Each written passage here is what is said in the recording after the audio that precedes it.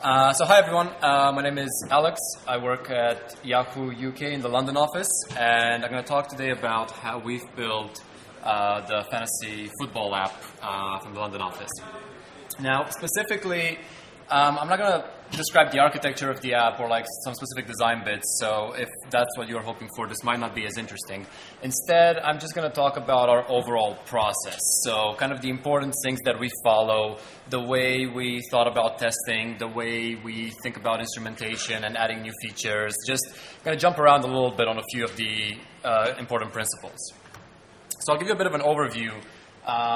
Yahoo is obviously an American company. The biggest development is happening in the US, mostly in California, and then some offices in New York as well. The London engineering office existed from before 2014, but the mobile team just started in January 2014, so like brand new team. And we shipped fantasy football in July of last year, and we've been working on it ever since. And this is so far the only app to be published out of the London office. And this was built completely in our office, so Android, iOS, web, and the backend team all in London. The app has been moderately successful. I mean, we've had 100,000 MAUs, fairly good ratings, and we've launched with the main European football leagues and recently added MLS, which is the American Soccer League as well. And let's delve into it. So the key principles as we started building this and we were looking at what it is we want to do and how we want to achieve it on a fairly tight deadline was, first of all, automate everything. So everything that can be automated, do it. And you'll see a few examples of this as we go through. We've also worked on very short release cycles. So for the most part, we've been releasing about every 1 to 2 weeks, which is very fast, I think, in the mobile world. And we've been able to do this because we've automated a lot of things. We've been very focused on performance and stability and kind of allowing for quick changes. So we realized that after we ship the core game is fairly straightforward if you know fantasy. But after that, it'll be a bit of a guesswork to work out what are the next features that will bring in users. So we need to be able to move very fast. We wanted to track and measure everything so that we could take data-driven product decisions. And for the most part, as I go through this, you will see that I'm not really talking about a process as much as I'm talking about the principles that we follow, because the process isn't really important. What matters is that you stick to the principles and then you just adapt your process in whatever way you need. So from day one, we used the continuous integration pipeline, and we've done continuous delivery up to internal deployment. So what that means is, obviously, we can't do delivery all the way to the Play Store, but internally, you do continuous delivery. So you do a commit as a developer, and once it's gone through the build and all the stages, it could be on every phone, every Yahoo employee's phone. For that, we've got unit testing and UI testing on the pipeline, and the APKs get generated automatically on the build. So there's no one person that holds the keys to sign them. And we sign and create 3 different APKs. One is just for developers, one is dog food, which is the one we ship internally to all employees, and then obviously the production build. We use Git flow, so that's kind of the traditional stuff. You work on a branch and you do a pull request to merge into master. One key thing that we do, and I know some people do this differently, we have very short-lived branches. So I know some people like to develop the entire feature on a branch and then merge it in, whereas we try and break it up in very small bits. So you should be doing these PRs every day. The master branch is always shippable. It always builds, it's always shippable. The idea is that you can always grab it and just kick off a prod build and then deploy that. And for that to work, you run into this problem where, okay, well, we're merging very often, so a feature will take longer than a day to do, but you're saying that master is always shippable, so how do you handle that? So we have compile time feature toggles that disable code that's not ready. So when you're working on a new feature, you put it behind this feature toggle, and you can enable this in whatever environment you want, and then if it's not ready, you basically disable it for everything that you ship. And we used to do this with sort of a little hacked XML and AND system, but nowadays with Gradle, this is way easier to do. If we're talking about continuous integration, you automatically are talking about automated testing. Like, you cannot have one without the other. It doesn't make sense. And so the category I want to spend a bit of time on is testing and the way we look at it. So we have sort of 3 levels of automated testing. Roboelectric Suite on the commit hook, and this is the one where we do most of our testing. So This is, I guess, unit testing. We do some integration testing, some acceptance testing at that level. And then next stage, we have a smoke suite of UI tests. So this, just like the RoboElectric suite, runs on every single commit. On every merge to master, we run this smoke suite. And I'll describe it in a little bit of detail on the next slide. And nightly, we have a larger suite of UI tests that runs. And I'll describe why that's separate. And we also run performance tests. So RoboElectric, if you're not familiar with it, it's a way of testing Android that runs on the JVM. It does not run on device, which makes it very good for running on builds. It is slower than just running a normal JUnit test in the JVM world, but it is considerably faster than running UI tests. First of all, because you don't even need to fully build and deploy the APK anymore. So they're very useful as unit tests. And we found that if you design your code correctly, and by that I mean we've used something called Model View Presenter. There are a few different architectural approaches. You can actually use it to write acceptance tests. So you could put this at the same time as you're building up your feature. You could write a RoboElectric test to really ensure that that works properly. If you're kind of doing the traditional MVC style that just is the core recommendation, then it's a bit difficult to write acceptance tests with RoboElectric, or sometimes it's actually just not possible or not reasonable. There are a few problems if you want to use RoboElectric extensively like we have. So first of all, not all the framework is replicated. So one quick example, send order broadcast doesn't really work. There are quite a few others. Then there are differences between JVM and Dalvik VM, and some of these are, it's usually not a problem, but sometimes you run into subtle little issues where your test will actually run fine and then the code that's deployed to the device does not, or the other way around. So one quick example, JVM maintains backward compatibility and supports 2-letter time zones. Android does not. So that's something we ran into at some point where the tests were fine, but the actual application was not. It's difficult to test complex user flows that go over multiple screens. So if you want to have a true acceptance test, let's say user opens up the app and they go through some onboarding experience where they traverse a few screens, it's quite hard to do this with RoboElectric. And custom views, which we use quite extensively, they're also problematic. Like sometimes they do not get inflated correctly, all sorts of issues with that.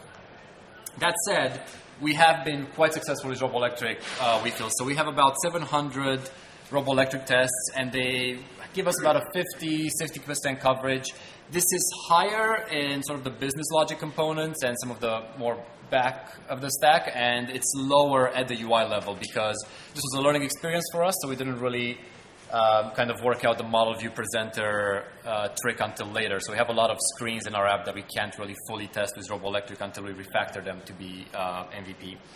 And in terms of speed, when you run this locally, so you have the build prepared and you're just running the test, it probably takes us about 2 minutes to run it. And on the CI pipeline with everything, grabbing the code, building from scratch and running the test is about 6 minutes. So it's actually quite fast. Then we have UI tests. So we've traditionally used Robotium as a framework, and more recently we're playing around with Espresso, which is supposed to fix some of the problems from Robotium. It's good because you have proper integration tests. So now you're actually putting everything together, you're deploying it on a device, and you really get the closest experience to what the user will actually experience. It most closely resembles user flows. And specifically, if you want to catch some issues that, say, happen on Samsung devices but not on Nexus devices, you need UI tests, because keep in mind, RoboElectric doesn't even run on a device, so there's no way you can capture that at that level. Unfortunately, if you've played around with these, then this is probably no surprise to you. So you run into all sorts of synchronization problems where you're trying to check something on the UI, and even though maybe you even see it on the device, the test doesn't find it. They're hard to maintain. Even small UI changes can quickly break an entire suite of UI tests. And they're quite slow to run because of the first point. So you have to always keep waiting for things. You have to add all these delays in your test code, which means that even a small suite can actually end up taking quite a bit of time. Final point is also important. I think this is a blocker for many teams, is that you do need devices to run on. So if you want to put this on your continuous integration build, you need some sort of a device lab, and actually maintaining that gets to be sort of a full-time job. Now, because of the stability and the speed issues, we've separated our tests in two separate suites. So I mentioned this a bit earlier. One is the smoke suite, and one is the full suite. So the smoke suite is fast. It takes about 10-15 minutes to run, and it's a very simple check. It pretty much just opens up the app and kind of goes through all the screens. It just kind of makes sure that you haven't really crashed the app on startup. It's a very basic sanity check. And because it's fast and it's simple, it means it's fairly stable, even with all the problems from UI tests, so you can easily add it to your build. Now, the full suite is more complex, and this is where you can actually do all the tests that you want and do really in-depth user flow tests. And this can run for hours. And in the slow running video, I have a recording of one of our UI tests. We had a lot of problems when we were swapping players around in the beginning. So we've added a test that just does this for a very long time. Like, it just swaps players around, changes formation, moves them, just to make sure that we're not repeating some of the problems that we fixed in the early days. One important thing is, if you're going to set this nightly, so now it's sort of separated from your normal CI pipeline, you have to ensure somehow that people check it, because it's very easy to just add that there, and then it breaks and people forget about it, and then why have you done it in the first place? You completely forget about it. So it really should be a release blocker. If your nightly tests have failed, someone needs to work out why that happened before you push a real release. So this is our a schematic of our CI pipeline. So it just shows all the stuff I talked about before. On a git push to master, we run the component build, and this does roboelectric tests, does the lint check, code coverage, and then that creates the debug, the developer APK that pretty much only developers ever look at. It kicks off the smoke test, and if the smoke test is successful, then we generate the dog food and production APKs. And these are immediately accessible to anyone in the company, and there's sort of an auto-update mechanism for the dog food one. Of course, you still need to drag and drop your production APK to actually do a Play Store release if you want to. And separately from this, we do two nightly builds. One is the full UI test suite that can take 1 to 2 hours to run. Sometimes more, depends what tests we have in there. And then there's a performance one, which I'll talk about in a bit. There's also monkey testing, which we don't actually have on our build. We've done manually quite a bit. So this is the monkey tool that Google provides in their toolkit. And it's very useful for stability testing. We found it quite good at catching crashes and memory leaks, because normally when you write your test kind of shows what you expect the user to do. You're testing a valid user flow. You might not expect them to tap a button 50 times, but they do. So the monkey is very useful for catching things like that. You can include it in automated nightly runs. We haven't done it. I know some other teams have done it. But if you do, make sure that you're restricting the monkey. If you've ever run this, you know what I'm talking about. So we've actually had the monkey make it as far as trying to buy something off eBay, which is a bit weird, considering we don't really have a browser. So we've used an application called SureLock to lock it in. This is actually used by, the purpose of the app is if you have like a tablet for a conference or something and you want people to just use your app instead of going out, that's what it's used for. So we've done that.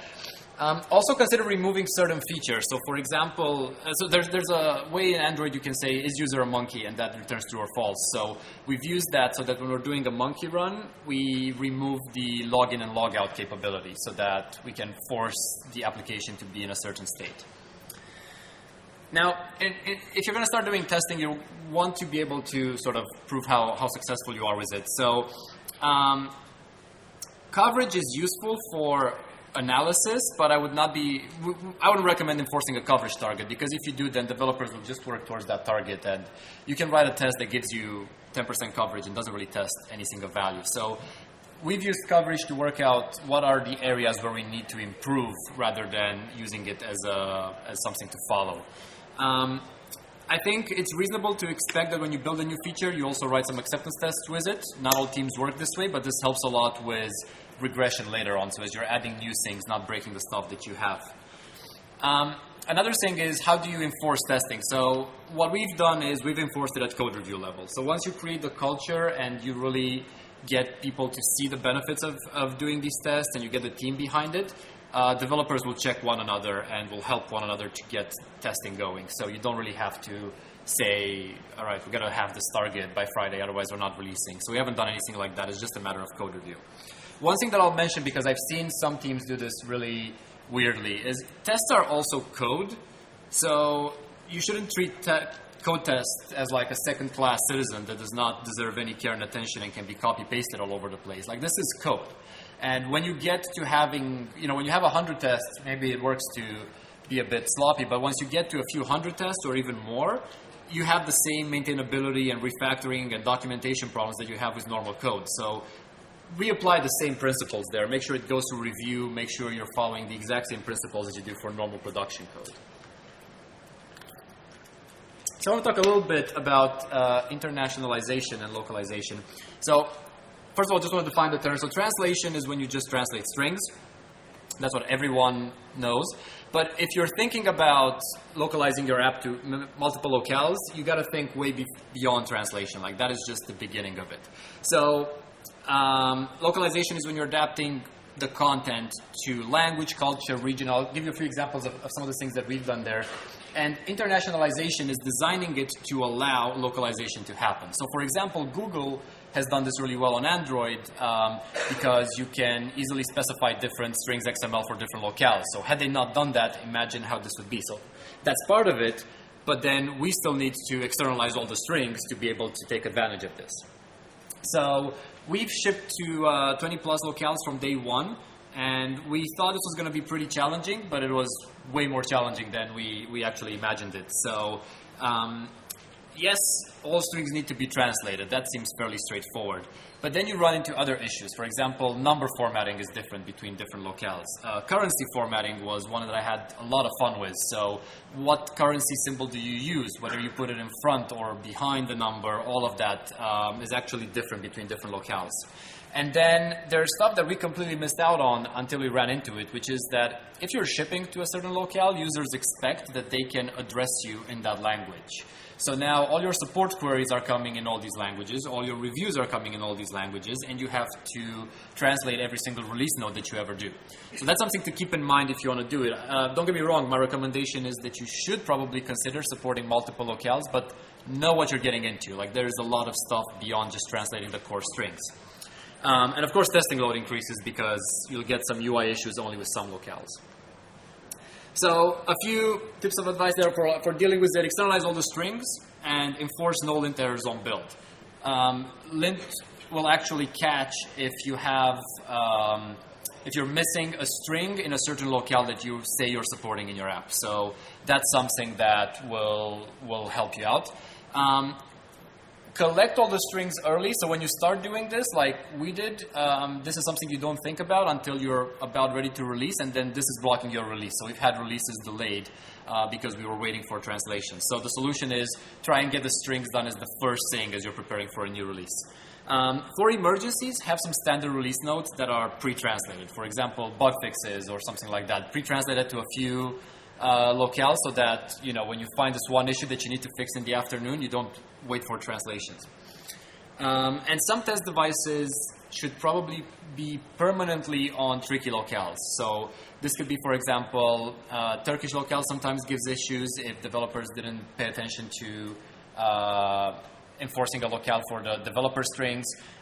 German locale is one that's usually tricky because the words are longer, so it usually tends to mess up the UI if you're not careful. So you should have some test devices that are permanently on these if you're supporting them. Next section, which I think is the more interesting one, is on instrumentation and A/B testing. So at its core, instrumentation is collecting data so you understand how the app performs and how it's used. But why are you doing it? Because this is the only way you really know how users are playing around with your app. So what you instrument is anything you want, really. Some things that get thrown around are time spent in app on different screens, buttons that are tapped, loading time, network performance, but really you can instrument anything that you want. The more interesting question is, what do you do with this data? Now that you have all this information, what do you actually do with it? Well, it helps to answer some questions. For example, questions that we've had were, how long does it take a new user to create a team? So from the moment they downloaded the app, When have they actually finalized this essential action? What are the best triggers to get them to sign in? So we don't want to block the app. We don't put like a sign-in blocker on the front page. You can use it without signing in. But eventually, if you want to play the game, you have to sign in. That's just the nature of it. So we need to get users to sign in, but how are we going to do it? How often do people share stuff is also a big question, trying to get more users through this. And then also it can be used to identify signs of frustration. So if you see that a button is tapped 5 times in a row, unless it's like some game or something, that's probably an issue. Like there's no feedback being given for the action or something like that. So there are ways you can catch some of this. Collecting the data is the easy part. And by that I don't mean that it's actually an easy thing, but just don't reinvent the wheel, use third-party tools. So we use Flurry. There are other solutions out there. Just use something like that for collecting data. Don't deal with that problem because you have to deal with the bigger challenge, which is what does user engagement mean? How do you get from those numbers to understanding how people actually use your app and why that's important? And it's very app specific, and people get their PhDs describing user engagement. So I'm not going to try and pretend to put a definition up for this, but this is where the real challenge comes in with instrumentation, is understanding how do these numbers represent the important concepts in your app, not collecting them. And it really comes in useful in the context of A/B testing. So when you're thinking about new features, how do you know if this feature is actually good? How do you know if it really supports your goals? How do you know if it's getting users to be more engaged or more happy? This is where it becomes really useful to collect all this data. Because your goal is to get some goals, some high-level things like maximum user satisfaction, but you want to do it with as few features as possible because you don't want to bloat the app and you only have limited resources to pull all the stuff in. So here's how we've done experiments. We've built a sort of minimum viable product of a new feature. We've enabled the feature in a test bucket. So for example, you only enable it for 10% of users. And then you collect the data for all your users, the ones in the bucket and the ones that are not in the bucket. And you compare the results. And the reason why this is important is, I'll try to illustrate this with 2 examples. So here's the first experiment that we've run. And the idea was when users were creating a new league. So this is like a group that they can compare with their friends. Let's show them a share prompt so that they're more likely to actually share this instead of just finding where we put the button on the screen. So how many people think that this will actually work and increase the share? Come on, hands up. All right, so a bunch of you think that. It seems like people believe this is true, and yeah, this is actually true, right? 71% of users that see the prompt share the league. So it's obvious, right? So what's the point of collecting data? Well, here's a more interesting one. At the very beginning, you have to complete your team to be able to play the game, and this is actually quite tricky. That's the whole point of the game, that it's hard to make a good team. So we figured a tutorial will help people complete the team. We're going to show them how to do things and how to add players, and this way we're going to get more people to complete the team. It's obvious, right? Well, turns out, actually, it didn't help at all. We've made a tutorial, we put it in, and completion was unaffected. Interestingly, though, more users are more likely to complete the team in that session as opposed to later, but overall the number hadn't changed. So the point here is that it did not actually support our hypothesis. We did not achieve the goal. We achieved something completely different. But had we not instrumented for all this stuff, we would not have known at all. We would have just assumed that, oh, we've done this feature, it ticks our goal because we think it does. So the guesses are not necessarily right. Obvious improvements may not actually be that obvious. And if you use this correctly, the real-world data provides you proof. And a very specific case for this is actually around app performance. So let me ask you a question. How many people here care about the performance of their app? All right. Second question. How many people here know exactly what the average load time is for their app?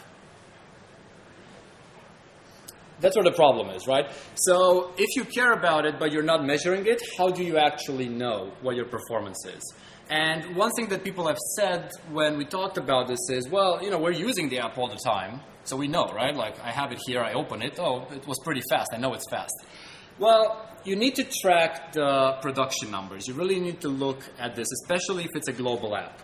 And the problem is the numbers will vary wildly in different regions because you end up with slower networks with older devices. And to give you an idea of how extreme this could be, when we started monitoring the load time for our app, our world average was about 2 to 3 times larger than the one we had in the US, UK.